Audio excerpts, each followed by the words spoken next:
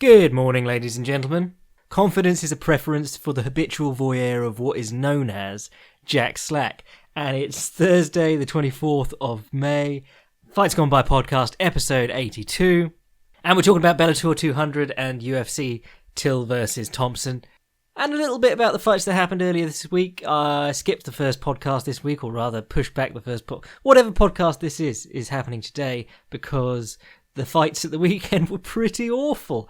Well, we expected Kamaru Usman versus Damian Maia to be fairly dreadful, and it was, because it was Maia against a guy he couldn't take down. And Usman striking, while passable, is not stopping anyone, so you just got this bizarre fight where he was hammer-fisting Maia's toes from standing in guard. And then he claimed afterwards that he'd broken both hands, but still went to the press conference rather than the hospital. So there's all sorts of new names for Kamaru Usman, including Kamaru Snoozeman and Kamaru the Excuseman Usman, which I fucking love. Oh, God. That Woodley versus Usman, just shoot me in the fucking head. Because I can already see myself doing the research for that, putting together an article, trying to play it up as being an interesting fight, nobody reading it, and then it not being an interesting fight. That division. Fuck my life. But before we shit all over that, well, bits of that event that I remember, let's talk about some news. Cro Cop has blown out all his ACLs, all his CLs, whichever. It was a Cialis-related mishap. No, it was a CL-related mishap. He's destroyed his left knee hospital, and therefore will not be fighting Roy Nelson at Bellator 200 in London. A bit of a bummer, because that came a few days before the fight. And then Roy Nelson has just announced that he's not in it either. Meaning that they couldn't find Ollie Thompson or someone for Roy Nelson to hopefully steamroll. But I think Ollie Thompson was on that Road FC card the other week. So, yeah, some other local British heavyweight who's a heavyweight by merit of not cutting weight. That's what they needed, but they didn't bother. So Roy Nelson not getting paid, not fighting, and probably not happy, to be honest. George St. Pierre said the Nate Diaz fight isn't happening. Okay, I mean, who really cares? I assume he'll fight when he fights, and if he doesn't, we'll get over it. Don't really want people, proper divisions being held up while St. Pierre decides whether he wants to fight or not. Dana White says that while he's in Liverpool, he's going to meet up with Conor McGregor and discuss the future. Not really much news there, but it has made the top of Reddit and also other places as the news. Apparently Conor McGregor loves Liverpool, always down the docks, off his tits on coke, if you believe friends in Liverpool that you have. But of course that's unsubstantiated, and I wouldn't report it as fact, because I'm a responsible reporter with a capital R. Charlie Ward gets an opponent switch up for for Bellator 200 rather. Jesus, Charlie Ward on UFC 200. Actually, he might have been. I better not say that. I didn't check. But he's fighting Martin Hudson, not Louis King or Lewis King. That's not particularly interesting either. What is up with the news this week? Luke Rockhold's re-injured his leg, so he's out of the Gustafsson fight, or the potential Gustafsson fight. And Valentina Shevchenko continues to talk about Nico Montana, and everyone goes, oh my god, what a killer, because she beat Priscilla Cachoeira. We had to get that in early. Oh, and Michael Venom Page says he doesn't want to fight Paula Daly, or whatever it was, some juvenile level insult. Who gives a shit? We'll talk about Michael Page in a minute, and his continued bum-crushing tour. So, what happened at the weekend? Kamaru Usman versus Damian Maia. Don't really need to talk about that, because it was just desperately boring. Tatiana Suarez choked Alexa Grasso. We were saying we were waiting for that hype train to leave the station, and it never did. So that was a fun little breakout performance for Suarez. And then Dominic Reyes, which is what they were calling him on the broadcast. I thought it was Hayes, but we're going Reyes versus Jared Cannonier. That was a good fight. That was, firstly, I didn't expect Dominic Reyes to finish him in the first round. I thought that Cannonier was a tough enough guy that we'd get to see Reyes in the second, third round, but against a guy who really fades hard there. I wrote an extended piece on Dominic Reyes in the week called Dominic Reyes, a lonely prospect in the UFC's desolate light heavyweight division. It was very good, so go read it. But it basically talked about the southpaw double attack and how we haven't really seen much more extended boxing or anything like that out of Reyes. This fight really showed the danger of open guard, rear hand, sharpshooting stuff. Because Reyes' first few left straights, he landed him clean, and Cannonier has a wicked chin. So he landed the left straight clean, and then he'd eat a right overhand on the chin in return. He's got a chin too, it turns out, Dominic Reyes. But it happened 3 or 4 times. Just he'd go bang and then immediately get hit in the chin with a counter right hand. And that's the open side. Like, as soon as you commit to throwing, if your punch bounces off their head or slightly misses, you are very open on the open side, hence the name. I thought he really started to look more like a more complete fighter as the fight went on. When he realised he couldn't just sharpshoot with the left straight, he started boxing in combination. Used his jab a little bit, which I'd never seen him use in his 9 fights and 3 minutes in the cage total so far. And the uppercut worked really well because Cannonier was leaning forward after him each time, trying to get in with that right hand. So that was really nice, and the uppercut just turned Cannonier's lights off. Well, it didn't really. It sort of put him... It was a flash knockdown, and by not engaging afterwards, Reyes actually got one of those stoppages that we like to talk about with Mark Hunt. If you knock the guy down and he's stunned, if you jump on him, it's a pretty simple motion for him to grab a hold of your leg, even if he's completely on Queer Street. Oh, I'm not supposed to use that expression, but I love it. And I believe it doesn't have any homosexual... I don't think it has any gay bashing context. I love the term Queer Street. I also liked calling people a queer fellow, as in strange. But now everyone thinks that you're being a like chink in the armour. Everyone thinks that you're just being a dick for no reason, when actually it's just a cool word. Or was, before it became a racist thing. That's the best part about, what's his name? The guy who played Ozymandias, turning up in all these British period dramas. I was watching this awful thing about the Guernsey potato peel pie literary society the other day. He was in that as a gay guy, and he's the photographer in The Crown. And in both things, some woman at some point goes, "Is he queer?" Like William F. Buckley, queer. Anyway, moving away from the etymology of the word queer, those knockdowns, if you just stand back, you can actually get away with it being a knockout when, I think if he dived in on Cannonier, he'd probably have got his leg grabbed, and it would have been, he'd have had to follow up and finish and had to deal with the guy hanging on his leg. If you had the power to knock a guy down like that and not engaging afterwards, you actually save yourself a lot of trouble. If the referee is that way inclined, of course. If he's Steve Mazzagati or Mario Yamasaki, you're probably not going to get away with it as much. What else happened here? Michael Prazeres beat Zach Cummings, but a split decision, so close fight. Can't recall much of that, to be honest. What did I enjoy? Andrea Lee versus Veronica Macedo.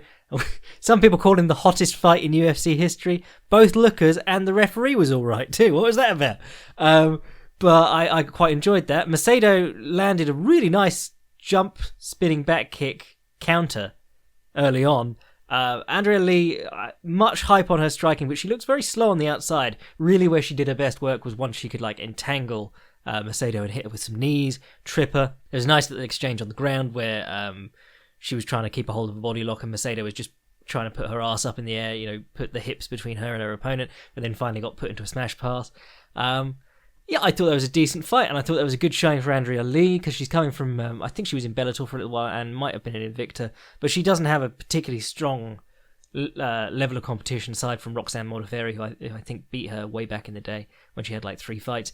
But, as with anyone, when there's big talk about them, especially because they're attractive, and their last name's Lee, because basically we're comparing it with Angela Lee. But anytime there's big talk about a female fighter, people are like, well, let's see what she can do in the UFC. And I don't know, I never know if that's the right thing or not. Male divisions, I know exactly what's going on outside the UFC to within a certain level.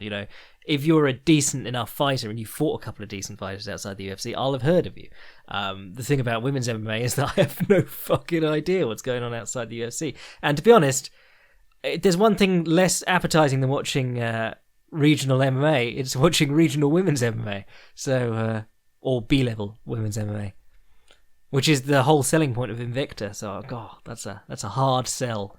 Used to be that they had good fighters, but the UFC just keeps stealing them with a smile. But, I thought that was a decent fight.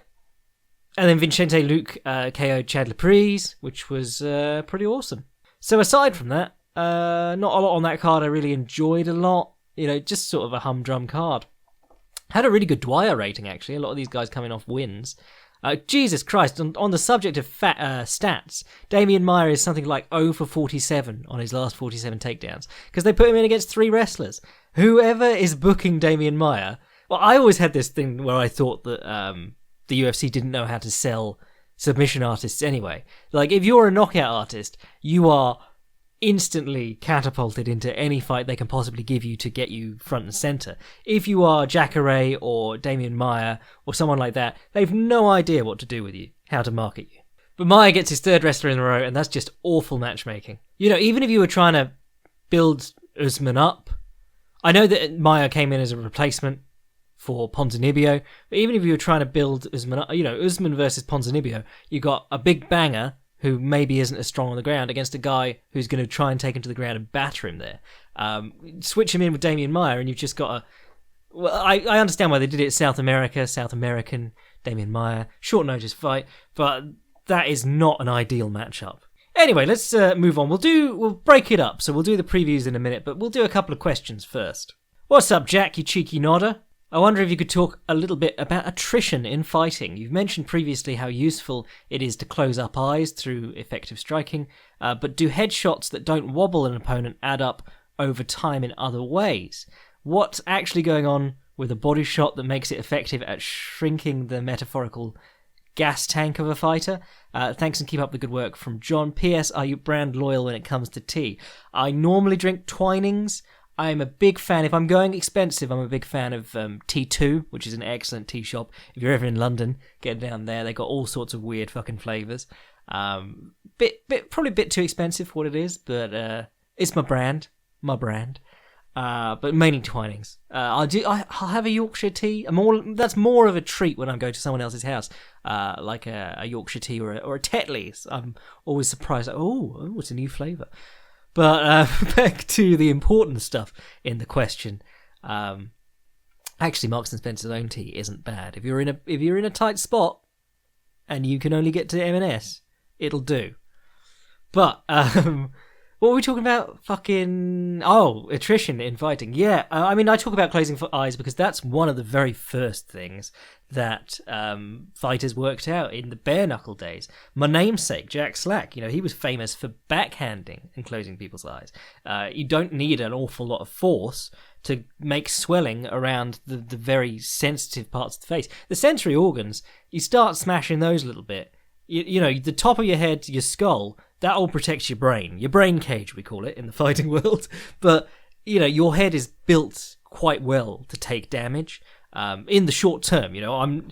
It's like we were talking about with Justin Gaethje or Nate Diaz versus Conor McGregor. You can take punches quite comfortably on the top of your head, the top of your skull, without losing consciousness. It's not conducive to a long and happy life. You will, your brain is still getting damaged, but you aren't going to get your lights turned off by a single punch or anything like that. It's like, the NFL, as soon as they added helmets, didn't protect guys from blows. It meant that they could go in harder with their own head without risk of getting cut up or feeling pain as they smash their face into someone.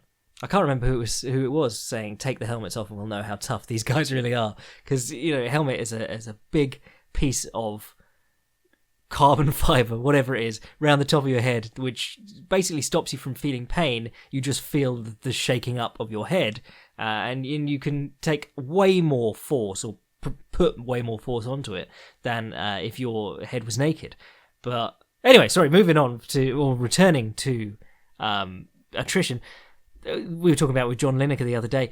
Blows to the head, just for the sake of hitting people in the head, you are relying on knocking them out, which is always a terrible idea because you don't know exactly how much power it's going to take to knock a guy out. Half the thing is catching guys unawares. Jared Cannonier took a load of great left straights, from the full reach of Reyes, building up momentum over all that distance, got put down by a couple of short uppercuts that just caught him, blindsided him from underneath. There is, there's not a lot reliable about knocking a guy out with a punch.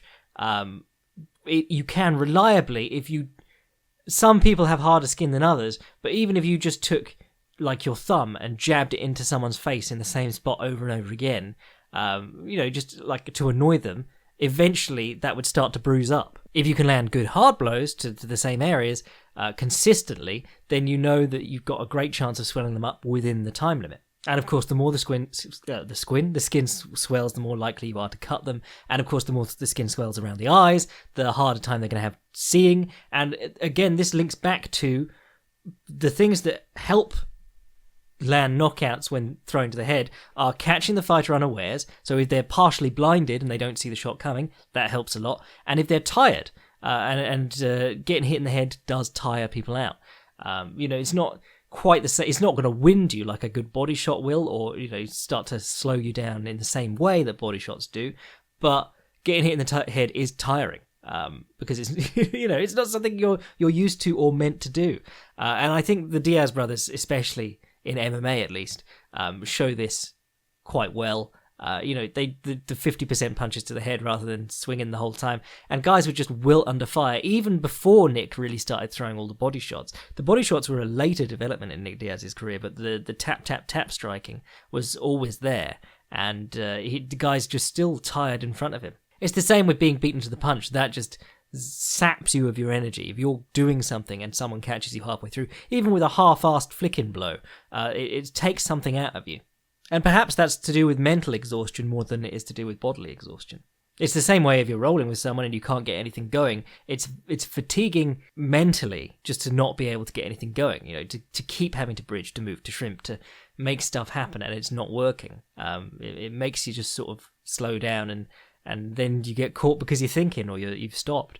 But the science of the body shot, I mean, there's doctors who've written articles on this stuff. We can talk about the liver and all that.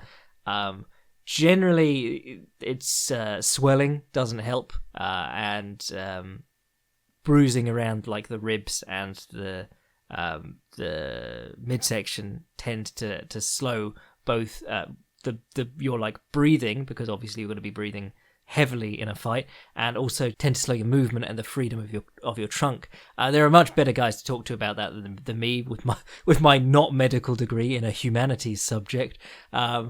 But even within the body shot world, I've been talking about the right hook to the body a lot because firstly, it's my favorite, well, one of my favorite punches. But secondly, like I was talking about Takeru the other day, and he really made a specialty out of it. And John Lineker does great work with it, and it goes against that desire of a fighter to be like, oh, it's the liver shot, you got to aim for the liver. The liver is a magic button. Firstly, the liver's pretty huge. Like you don't have to go like square on the left side. You can get it on the front too.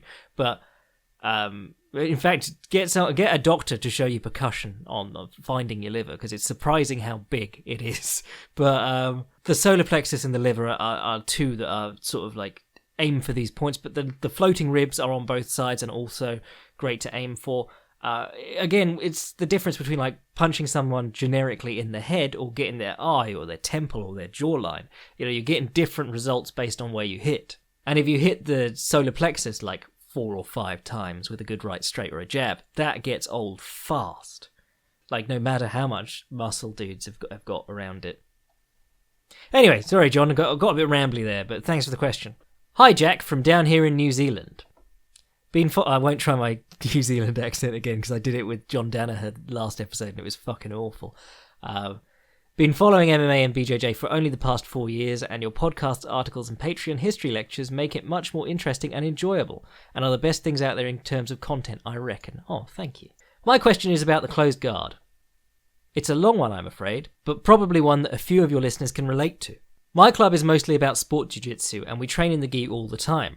Rarely train takedowns and never learn about defending strikes on the ground. At 43 years old, I never plan on getting into a fight, but it is the self-defense aspect of BJJ that I find the most interesting.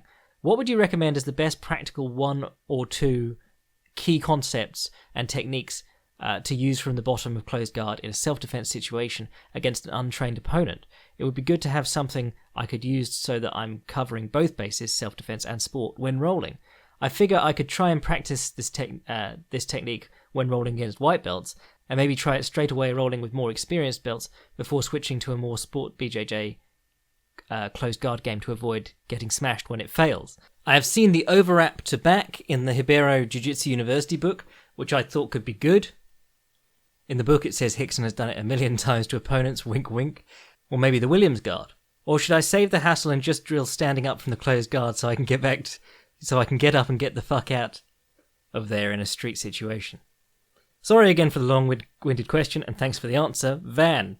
P.S. You mentioned in a past podcast that you had thought about writing a book about 12 things every young boy should know, or something to that effect. I bet there'd be loads of dads out there who would love to buy a copy if you ever do write one. Yeah. Cheers, Van. That does seem to be the new thing, and it's adults who need dads. That's the Jordan Peterson model. But yeah, I think that I will probably do something like that at some point. So closed guard, generally, it's an interesting one because obviously there are levels to it, but even high level guys like Keenan Cornelius will say things like, "This is the worst guard to get put in." I think his least favorite is upside down closed guard, like donkey guard. But like closed guard generally is seen as hierarchically the worst position you can be in on top. I mean, obviously if strikes are allowed, you're a little bit better off. But to get anything going positionally or submissionally, that's going to be a word now, you have to open the guard before you do any of that. And to do that requires standing up. Unless, in the gi you can start on the knees, but most guys, if they do even bother trying to open the guard from the knees, it is just to get the guy to give you a hand so that you can take the hand, trap it, stand up. Very few guys are going to open the guard on the knees. And once you get into out of the gi, it gets even more complicated because you can't posture up and you don't have the handles there to do things like that. So you have to try and use like log splitter guard opening and things like that. There's to an extent there's like the toesy pass and things like that, but generally, like 90 out of 100 times, folks are going to have to stand to open your guard, and to do so, they often give you the chance to sweep them. If you watch guys like Marcelo Garcia, their response to it is just pop up as quick as possible, underhook between the legs or inside the legs, and try and unhook the guard. And as soon as the opponent opens the guard, you move. You don't let them keep your feet so that they can like double ankle pick you. Guys like Gary Tonald stand up and then try and reap your leg as you sweep them and get you in heel hooking position. But that is why like closed guard never really going to go out of fashion. It's still a almost purely it's a one directional position on the bottom, whereas any sort of closed guard you have to keep control all the time, or you're going to get any sort of open guard you have to try and keep a control all the time, and if that control is stripped, you will lose that guard. You controlling closed guard is very easy because it's locked all the way around their back. But I think it's interesting because you get various approaches to this. Like there's become this like wushu bullshitty culture in BJJ now where these older guys are all about the self-defense stuff, and they're just trying to tell you why their favorite move that relies on the gi is self-defense. So guys going on and on about self-defense and then showing you how to open up the collar way down by the belt, feed the hand all the way up to the back, and you're just like, no, that's not self-defense. And then the counter argument is people wear clothes. If you wear a big jacket with a collar and you've got the zip undone or the buttons unpopped, you are rife for a gi choke if you jump in my guard, mate. But the more common thing against the untrained opponent is going to be postured down in closed guard. They're going to be swinging at you, and that all actually opens things up better. The worst thing in the world in BJJ is when you've got someone broken down in your guard, but they've got their hands on inside control. They've got their hands over your biceps or whatever, or they've got their hands on you and they're not putting their hands to the mat. You are inches from having an overhook or something you can actually start to threaten them off, but you don't have it. One approach I really like if we're not talking about once you get their hand to the floor, really basic stuff, like as soon as they start swinging, you've got to try and block, overwrap the arm, overhook the arm rather, pull them down. But one approach I like generally is Chris Houter said it, like focus on head, hips, and hands, the 3 H's.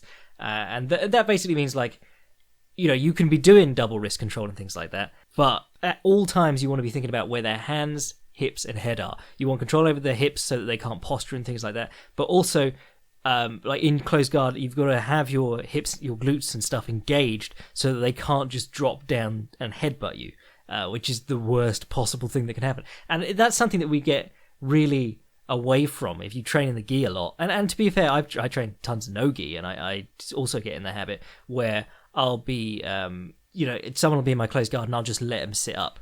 And then I'll take a little breather, and then I'll come and sit up into them, start working my usual sit-up game, or jump, stand up into the snap down and things like that.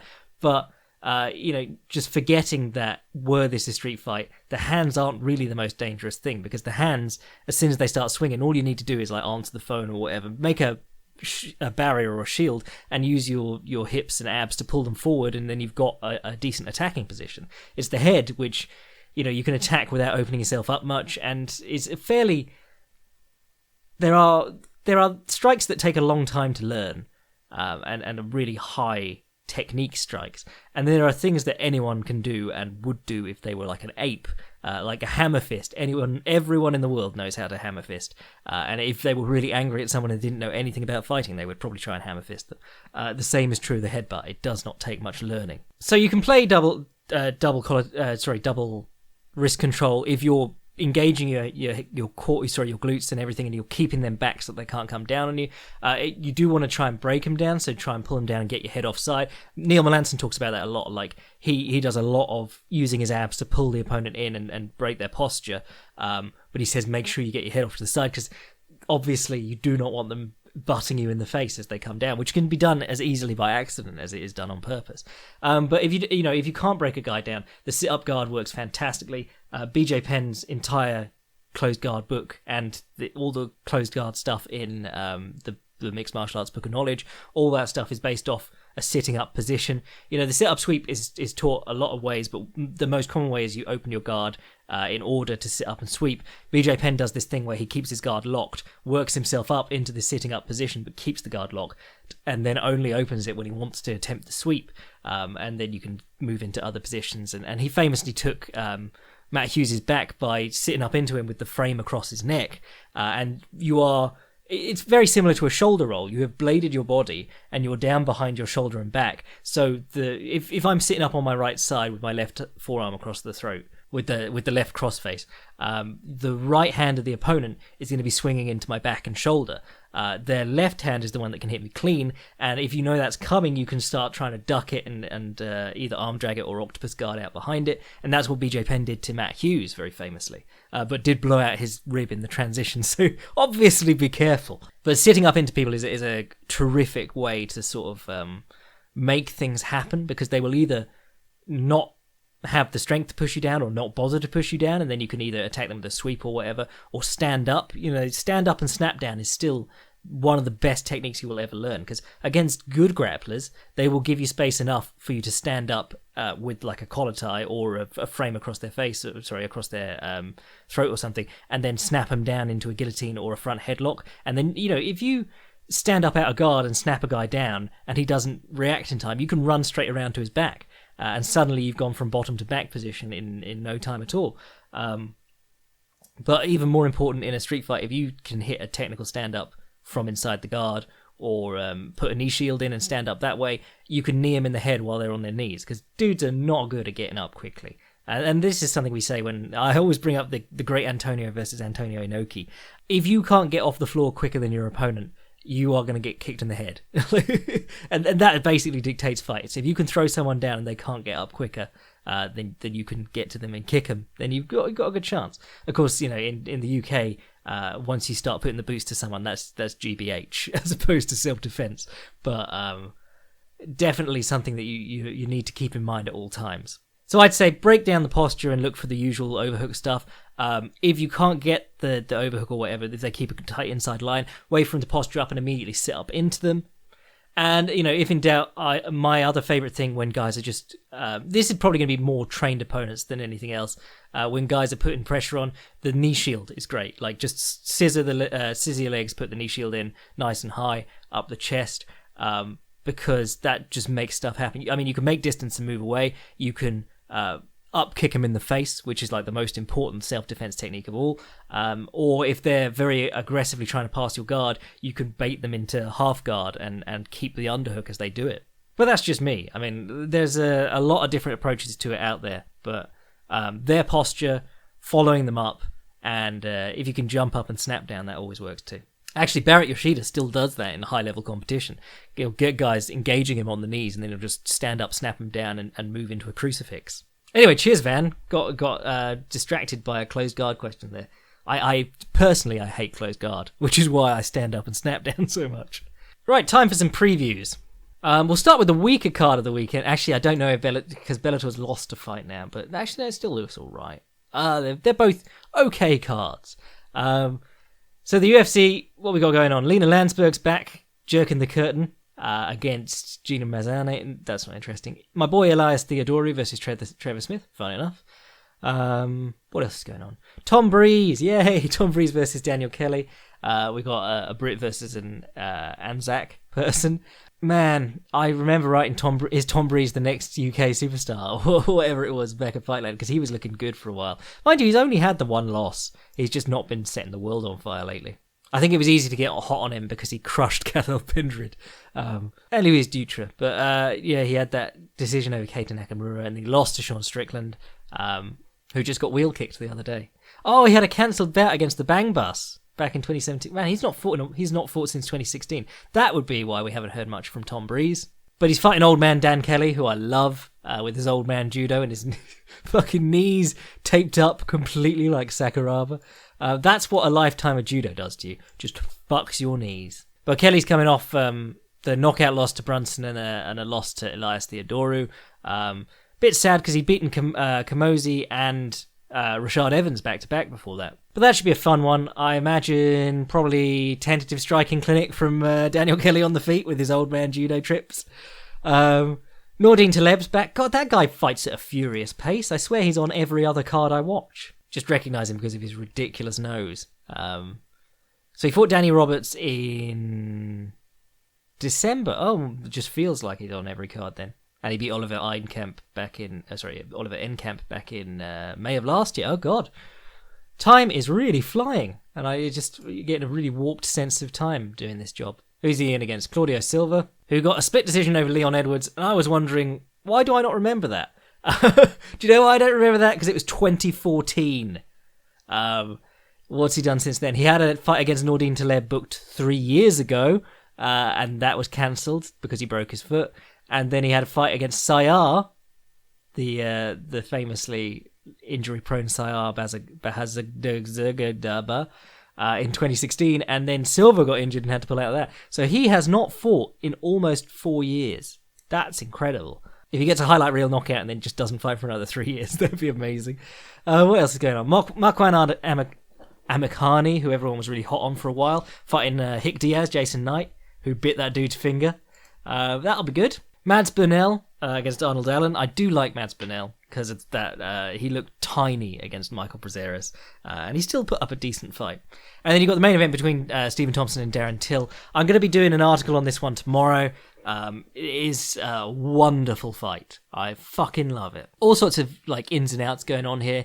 Very interested to see what Darren Till, who doesn't typically work in longer combinations. You know, he's a sharpshooter, but he's going to be dealing with a guy who's got much better ring awareness than almost anyone at welterweight. You know, he's always conscious of where everyone else tends to lead with what they're doing. Stephen Thompson tends to lead with making the correct distance, and then he'll decide what he's doing. You know, so he has these very low output fights, but he doesn't get hit very much either. However, it is one thing to be fighting Jorge No Urgency Masvidal, and another thing to be fighting Darren Till, who against Donald, in fact, actually generally, I was going to say against Donald Cerrone, but generally he's been very good at putting the pressure on guys. He gets in their face, he feints lots, he's constantly moving them backwards, throwing in that long left hand. I think this is going to be a really fun fight. Could end up in a wrestling match of some kind. You know, people are saying, do you expect Thompson to try and take him down?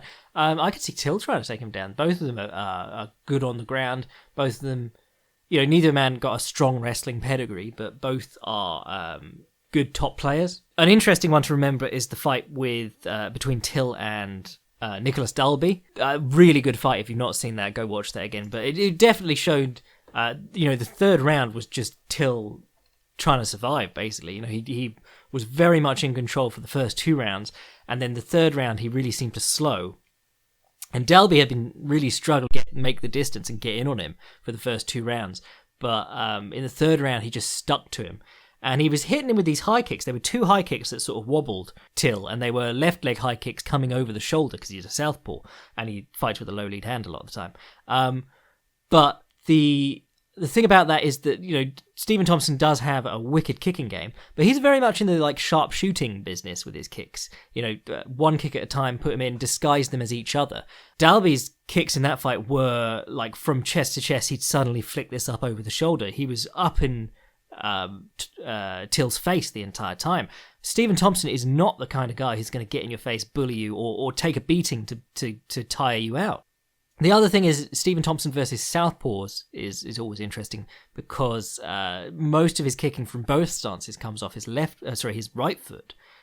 So southpaw against Johnny Hendricks, he was against a southpaw, but you can't pick 2 more different builds and styles of striker than Johnny Hendricks and Darren Till. But against Johnny Hendricks, he was good at using his lead leg. Interesting, though, because against a lot of opponents, like orthodox opponents, when he switches to southpaw, he's working the side kick and the hook kick. Here, he'll be working the side kick and probably the round kick, because that's what's coming up on the open side. He does like to look for the wheel kick with the left leg against southpaw opponents, so that could work, because it's going into the open side again, so that'd be interesting. There's a lot of factors at play. I'm going to be talking about this in my article. Make sure you read that. But yeah, that's it's sometimes easy to get discouraged by this sport, and then any fighting sport, because it's a star-based sport. People are constantly trying to make stuff happen. We're going to talk about this in a minute with MVP fighting the second lightweight that he's been booked against in a row, because they don't want him fighting an actual welterweight for some reason. But even with all that bullshit going on, there are a few fights every year where you get a really elite guy against another really elite guy, and there's all these questions, and that fight just absorbs all your attention. You couldn't give a shit about GSP fighting Diaz or whatever is going on in the news cycle at the moment. Just Stephen Thompson never says a bad word about anyone anyway, but these guys could not say anything, and this would still be one of my most anticipated fights of the year. Cannot wait. Also, can't predict a damn thing about this, so I'm really looking forward to it. Anyway, let's talk about Bellator. Bellator 200, big number show. Obviously, Krokop versus Roy Nelson off the card now. Headliner is Gegard Mousasi versus Rafael Carvalho. Carvalho, interesting fighter. He's one of those guys where you've sort of accepted him as the best outside the UFC. Well, no, not really. There's Kaladov, who's very much, very highly regarded outside the UFC. But Rafael Carvalho, he's a class of his own in terms of Bellator, because he's had to fight Melvin Manhoef, who is not a top-tier MMA fighter by any means, twice. Brandon Halsey, who's kind of incomplete. Joe Schilling, who should never have even been in there. And Alessio Sakara. They advertised Alessio Sakara as the favourite in that fight. They were like, oh, don't underestimate Rafael Carvalho. And you're like, you're not. Everyone knows that he's going to win this fight. What the fuck? So he wins that in 40 seconds. But they built him up as the underdog because they were in Italy. And a new part of Bellator's marketing strategy is pandering to Italians. So it's all Alessio Sakara and Giorgio Petrosian all the time. But this fight, he genuinely is the underdog because he's fighting Gegard Mousasi, who's a very good fighter. The thing about Mousasi is that he can't beat a top-tier opponent. It's been years and years of just faltering every time he gets a top-5 opponent. Did technically beat Weidman, except he didn't, which was a really good competitive fight until Weidman got tired, got hit with a knee with one hand down or whatever it was. Everyone remembers it as this one-sided massacre, which is just bizarre. Oh, no, it was a win. It wasn't overturned or anything, but there was, confusion over the stupid rule change or whatever it was. But since then, he fought Alexander Shlemenko, had a tough time of it with Shlemenko, who's not a top-tier fighter, really. He's a guy with a couple of tricks. It just so happened that he hammered Mousasi in the eye with one of those tricks very early on, and Mousasi seemed to be really worse for wear from that point on. Be nice if Carvalho won this, but I suspect you're probably going to get another UFC fighter holding a title in Bellator, which would be 3 with Rory Mack. Who is it? Is it Phil Davies or Ryan Bader? I can't even remember, but one of those two owns the light heavyweight crown. We presume that a former UFC fighter is going to win the heavyweight tournament. So, it really does make you look like the B-League when that happens. But it's nice that Carvalho's fighting someone on his level, or, more of a challenger, rather. I don't know if he's even close to on the same level as Mousasi, but we'll soon find out. Co-main event duty for Michael Page, Jesus Christ, against Dave Rickles. Dave Rickles, not a bad lightweight, let's be honest, but also a lightweight. And, people have come out to be like, oh, Jack, he fought a lot of his career at welterweight. No, he fought one fight at welterweight in 2017. Before that, he was a lightweight all the way back to 2012. Once he started fighting good opponents, he decided to go down in weight. It's kind of a step forward for Michael Page, but in a way that's not at all. So, he's already fought Gonzalez, who's one of the better welterweights on their roster, but the fight was so bad that they've now taken a step back. And he went and fought a homeless guy in boxing. If he gets the knockout here, people are going to go mad about it and post it all over the internet, and I'm just going to have to be like, oh, for fuck's sake, anytime you see something like this, or Tenshin Nasukawa knocking out some bum in Rising, you're just like, why? Why are we bothering to applaud him beating someone who was put in there to lose against him? And on the Tenshin Nasukawa subject, I have done my research on Tenshin Nasukawa now. I have watched all his fights. And Takeru's, I'm going on a binge. I'm doing all the K1. And I'm catching up on Rise and Knockout and things like that. I have now done a big article on Tenshin, which you can read at Vice Sports. But yeah, anyone being matched against bums, I hate it. And it's not because I'm worried about their career development, though Michael Venom Page is now 31 years old and still a prospect. It's more because I hate people being used to pad pad highlight reels. It's just one of the sickest parts of this sport. But anyway, I don't know, it should be a decent test. I mean, maybe Rickles runs in on him and tries to wrestle him. It is what it is. Phil Davis versus Linton Vassell. I love this. I would love it if Linton Vassell could pull this one off. I do like Vassell. He's a fun light heavyweight to watch. Works with Neil Melanson and those guys, so he's got a fun top game. If you watched him against McGeary, he was pretty cool. He was looking for Americanas and arm triangles. Did he finish him with an arm triangle? Yes, I believe he did in the third round. Yeah, no, he looked absolutely brilliant. Looked decent against Francis Carmont. And then he lost to Brian Bader, obviously, because Bader is an actual top 5 light heavyweight in the world. But yeah, Phil Davis is easily top 10 light heavyweight in the world, so this will be fun. Or actually, it's Phil Davis, so it might not. But it's Phil Davis against a much worse wrestler, so there's a good chance that he'll catch a submission as the guy's trying to scramble up. But Lyndon Vassell, one of the better fighters from the UK who people don't really talk about. And then you've got 100 fights on the undercard. So those are the fights going on this weekend. I'm probably going to be dipping in and out more kickboxing. But yeah, that Till Thompson fight, looking forward to it. As fight night main events go, that is an incredible one. Anyway, sign up to the Patreon if you want to support the podcast and get the history episodes. Barney Ross one should be going up in the next week or so. Send your questions to fightsgonepodcast@gmail.com. Check out thefightprimer.com because that's where I put all my work. I've got a Takeri piece, Tenshin piece, Dominic Reyes piece. I've been doing lots of work lately. And hold off on buying Notorious because the reprints are out in time for Father's Day. UK Father's Day, that is. I'm your boy Jack Slack. Cheers for tuning in. Catch you next week.